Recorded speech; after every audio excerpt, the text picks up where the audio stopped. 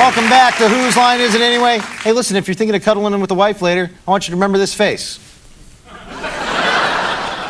Okay, lots of luck to you. Now, let's play a game called Sound Effects. This is for Colin and Ryan, and what's going to happen is Colin's going to improvise a scene, and he's going to have to respond to sound effects made by Ryan. Here's your microphone. And Colin, your scene is, you're a hairdresser on a busy day, and your colleagues have all phoned in sick. So, whenever you're ready, go. Beep, beep, beep, boop, boop.